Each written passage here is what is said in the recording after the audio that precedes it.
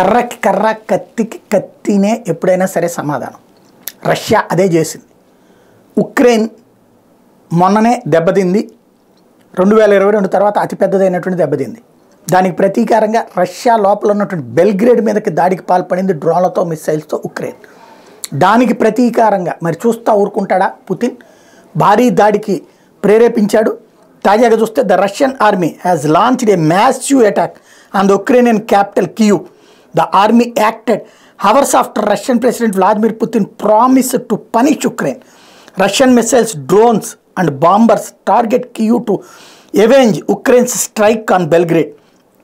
Russian attacks triggered fire in several parts of Kyiv as the Ukrainian air defense struggled to block strikes by Moscow. ఓ పక్కన ఒక్కసారిగా బాంబర్లు, యుద్ధ విమానాలతో, మరొక వైపున డ్రోన్లతో, మిస్సైల్స్తో విరుచుకుపడుతూ Ukraine రాజధానిని పూర్తిగా అగ్ని కీలల్లో పడేసింది. ఎడతెరిపి లేనటువంటి దాడులకు పాల్పడింది, పెను విధ్వంసం సృష్టించింది. ఆ దెబ్బకి విలవిలలాడుతున్నటువంటి ఉక్రెయిన్ ఇప్పుడు తమ ప్రాంతాలని కాపాడుకునే పనిలో పడింది.